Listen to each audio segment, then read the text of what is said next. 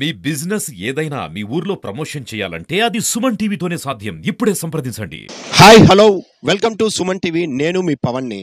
ఈరోజు మనం చూస్తున్నటువంటి ఈ సుదీర్ఘమైనటువంటి సముద్రం ఎక్కడో కాదండి, డి మచ్చిలేశం. శ్రీకాకుళం ఉన్నటువంటి డి మచ్చిలేశంలోనే ఇక్కడైతే చూసాము. చూడండి ఈ కెరటాలు, ఈ అందమైనటువంటి బీచ్ వాతావరణము. అసలు ఇక్కడికి ఎందుకు వచ్చామంటే, ఎందుకంటారంటండి, రిలీజ్ కాబడుతున్నటువంటి తండేలా మూవీ ఈ శ్రీకాకుళం ఈ బీచ్లోనే చిత్రీకరించడం అయితే జరిగింది. సో ఇక్కడ ఎందుకు చిత్రీకరించారు, అసలు ఈ శ్రీకాకుళము ఈ డి మచ్చిలేశానికి తండేలా మూవీకి ఉన్నటువంటి సంబంధం ఏంటి తెలుసుకునే ముందు ఒక చిన్న కథ చెప్తాను, వినండి. అనగనగా ఒక ఊరు, అదే ఒక చిన్న మారుమూల పల్లెటూరు. ఆ ఊరి పేరే డి మచ్చిలేశం.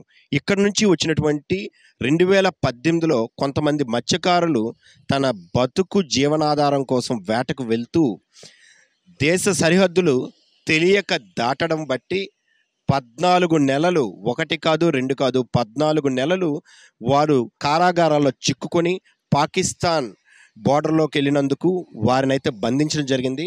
అలా 14 నెలలు పాకిస్తాన్ బోర్డర్లో పడినటువంటి కష్టాలు, ఆ జైల్లో పడినటువంటి కష్టాలను, వీటన్నిటినీ అసలు ఈ మత్స్యకారులు పడుతున్నటువంటి బాధల్ని అన్నిటినీ తెలుసుకొని చిత్రీకరించినటువంటి మూవీయే ఈ తండేలా. నాగ చైతన్య మరియు సాయి పల్లవి కలిసి రూపొందుతున్నటువంటి చిత్రం తండేలా. రిలీజ్ అయినటువంటి తండేలా మూవీ శ్రీకాకుళం యొక్క యథార్థ ఘటనలు, శ్రీకాకుళం తాలూకా మత్స్యకారులు పడినటువంటి కష్టాలపైనటువంటి తీసినటువంటి తండేలా మూవీ. అసలు ఇక్కడ శ్రీకాకుళంలో ఏం జరిగింది, శ్రీకాకుళంలోని అసలు ఎవరు, ఈ రామారావు ఎవరు, ఈ మత్స్యకారుడికి సినిమా యొక్క నిజ జీవితం అంటే సినిమా స్టోరీకి ఈయన యొక్క జీవితానికి ఎటువంటి ప్రాముఖ్యత ఉంది తెలుసుకునే ప్రయత్నం చేద్దాం. ఇదే చూడండి, రామారావు అనే మత్స్యకారుడి యొక్క ఇల్లు శ్రీకాకుళంలో కే మచ్చిలేశంలోని. అయితే ఒకసారి ఆయన ఇంటికి వెళ్ళి తెలుసుకునే ప్రయత్నం చేద్దాం, నాతో పాటు రండి. తండేలా మూవీ మన శ్రీకాకుళం చరిత్ర మీద, శ్రీకాకుళం యొక్క అసలు మీ మత్స్యకారులు పడినటువంటి కష్టాల పైన అయితే తీశారు. చాలా బాగుంది. అసలు రియల్గా ఆ కష్టాలను అనుభవించిన మీకు తెలుసు అక్కడ ఏం జరిగింది, ఎలా జరిగింది. వెంటనే మీకు ఏమనిపించింది? పట్టుకున్నంటే భయపడ్డా మరి. ఎందుకంటే పాకిస్తాన్ అంటే మన భయం కదా. అసలు పాకిస్తాన్, ఇండియా అంటే ప్రతి చోట ఏదో ఒక చోట ఏదో బాంబులు ఏదో ఒకటి జరుగుతూనే ఉన్నాయి వాళ్ళకి మనకి. జరగడం భయం పాకిస్తాన్ అంటే. చాలా జడిసాము. 4 నెలలు అక్కడ కారాగారంలో జైల్లో ఉన్నారు. మీరు అక్కడ ఉన్న సమాచారం ఇంటికి ఎలా తెలిసింది, మీరు అసలు బయటికి ఎలా వచ్చారు? ఇప్పుడు సమాచారం అంటే దొరికిన తర్వాత నెల రోజులు లెటర్లు కానీ రాసాం మేము. ఉత్తరాలు రాసి పంపించాము ఇక్కడికి. ఆ తర్వాత వీళ్ళకి అందిందంట నెల రోజుల తర్వాత. వీళ్ళ మాకు 2 నెలల తర్వాత ఇక్కడి నుంచి మాకు లెటర్ వచ్చింది మళ్ళీ ఒకటి. మంది బందీలుగాను ఆ రోజు పాకిస్తాన్ జైల్లోకి 22 మంది దొరికిపోయాం. 22 మంది 3 బోట్లలో దొరికిపోయారు. అందులో మన శ్రీకాకుళం వాళ్ళు ఎంతమంది ఉన్నారు? మన శ్రీకాకుళం జిల్లాకు సంబంధించిన 8 మంది, తక్కిన వాళ్ళు విజయనగరం, మొత్తం కలిపి 22 మంది. శ్రీకాకుళము విజయనగరం కలిపి 22 మంది అయితే బోట్లో వెళ్ళి అనుకోకుండాను వాళ్ళకైతే చెరువులో జరిగారు. పనులు చేయించేవారు. ఏవో పనులు, మొక్కలు నీళ్ళేయడం, నీళ్ళు అందించడం, అదే పని. మీరు ఆ జైల్లో మీకు ఏమైనా ఇబ్బందులు ఏమైనా పెట్టారా? ఇబ్బందులు అంటే మరి ఇబ్బందులు ఉంటాయి మరి. ఇబ్బందులు అంటే ఉండేవి, కానీ అవన్నీ తప్పదు మరి. జైలు కనుక అలాగే అడ్జస్ట్మెంట్ చేసుకునే వాళ్ళం అంతే. అసలు ఇంత జరిగి ఇలా చేశారు కదా, మరి మీ ఊరికి మీరు ఏం కోరుకుంటున్నారు, లేక మీకు కానీ మీ ఊరికి కానీ ఏం కావాలనుకుంటున్నారు? నా గురించి కాదండి, నేను అందరూ బాగుండాలి, అందులో ఉండాలనుకుంటాను నేను. నా చిన్నప్పటి నుంచే నా మనస్తత్వం అంతే.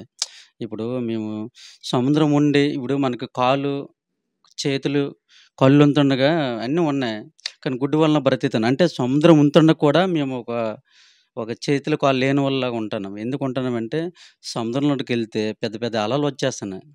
ఆ తెప్పలు బోల్తా పడి తిరగబడితే ప్రాణాలు కోల్పోతున్నాం కనుక ఇబ్బంది పడి వలసలు వెళ్ళిపోతున్నాం. అక్కడ పాకిస్తాన్లో ప్రతి 20 కిలోమీటర్లకు జెట్టి ఉంది. లేకపోతే సర్వీస్ చేసుకోండి గవర్నమెంట్కి, నేను తప్పేం లేదు. గుజరాత్లో ప్రతి 20 కిలోమీటర్ జెట్టి ఉన్నోడు ఇక్కడ ఉంటే తప్పేంటండి, అంతే కదా. ఇప్పుడు అక్కడ సీఎంలు వాళ్ళు కూడా మనుషులే కదా. అది మన భారతదేశమే కదా.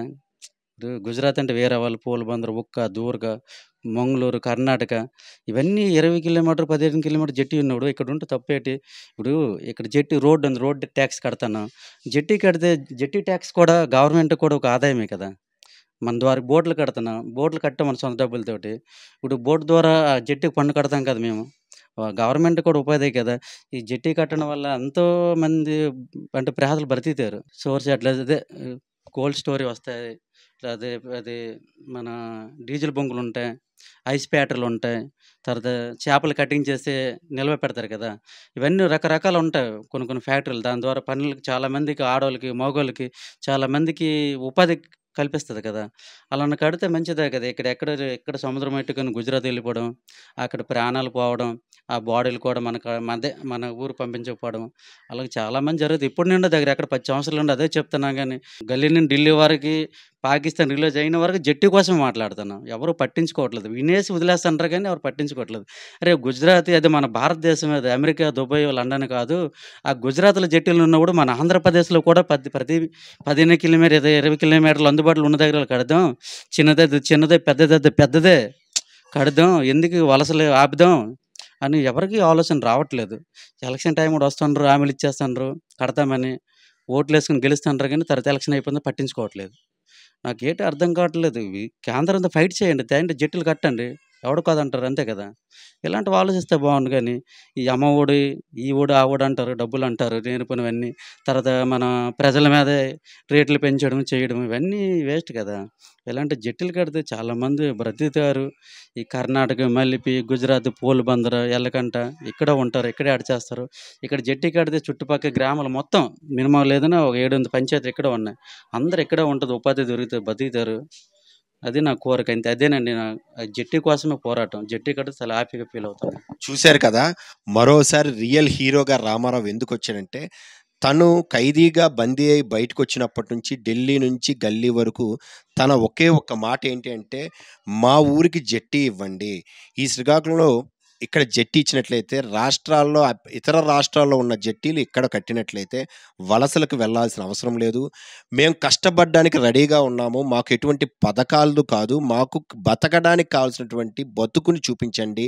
జెట్టీలను ఇవ్వండి అంటూ ఒక మార్గదర్శకుడిగా అంత కష్టాల్లో కూడాను ఒక 14 నెలలు జైల్లో ఉండి పాకిస్తాన్ వెళ్ళి అసలు ఎలా వచ్చేసారండి? అంత ధైర్యంగా ఎలా వచ్చారు? అసలు వస్తారు, మళ్ళీ తిరిగి మా గ్రామం చేరుకుంటాం, మా కుటుంబంతో కలుస్తామని మీకు ఏమైనా ఆశ వచ్చిందా? ఆసంటే మరి తప్పదు. మరి దొరికిపోయాం కనుక ఇప్పుడు వెనక ముందు రిలీజ్ వస్తదనుకున్నాం. కాస్త లేట్‌గొచ్చింది. ఫ్యామిలీ మొత్తం అందరూ సపోర్ట్ చేశారు. ఫ్యామిలీ కూడా మా భార్య, ఆ దొరికిన 22 మంది అందరూ గల్లీ నుండి ఢిల్లీ వరకు కూడా తిరిగారు. కష్టపడ్డారు కనుక రిలీజ్ అయ్యాం. భగవంతుడి దయ వల్ల. ఇప్పుడు హ్యాపీగా ఉన్నాం.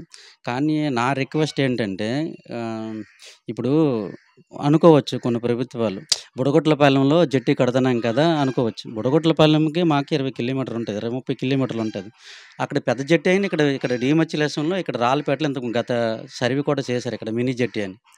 ఇప్పుడు అక్కడ గుజరాత్‌లో ప్రతి 20 కిలోమీటర్ జెట్టి ఉన్నోడు ఇక్కడ మా డీమచ్చిలేశంలో జెట్టి ఎందుకు ఉండకూడదు? ఉండాలి కదా! మినీ జెట్టి అని, చిన్న జెట్టి అని అక్కడ 300 కోట్లతో కట్టినోడు ఇక్కడ 30 కోట్లతోని కట్టినా తప్పేట్లేదు కదా! అదే ప్రతి 20, 15 కిలోమీటర్ జెట్టి కడితే బావుంటదని నా ఉద్దేశం. అది. జెట్టీలు ఖచ్చితంగా ప్రభుత్వాలైతే స్పందించాలని, అదేవిధంగా మన రామారావు కోరుకుంటున్నట్లు ఈ గ్రామస్తులందరికీ మంచి జరగాలని మనము కోరుకుందాం. కాకపోతే అసలు నిజంగా ఈయన రియల్ అని 10 సార్లు రియల్ హీరోగా ఎందుకు చెప్తున్నాను? చూడండి ఇప్పటికి కూడాను అసలు ఆ జైలు నుంచి బయటకొచ్చినప్పుడు కూడాను మనోధైర్యంతో ఖచ్చితంగా నా కుటుంబానికి నేను చేరుతాను. ఎన్ని ఇబ్బందులు పడినప్పటికీ చేరుతాను. నన్ను నమ్ముకున్న 22 మంది కూడాను ఎవరైతే ఉన్నారో వాళ్ళని కూడాను ఆదుకుంటానంటూ ఈ గుండె ధైర్యం ఎవ్వరికీ రాదండి. కష్టపడినటువంటి మత్స్యకారుల్లో ఉన్నటువంటి ధైర్యం మరో మాటల్లో చెప్పలేము. ఏదో ఈ చలనచిత్రం రూపంలో తీసినందుకు నిజంగా చిత్ర బృందానికి హ్యాట్స్ ఆఫ్.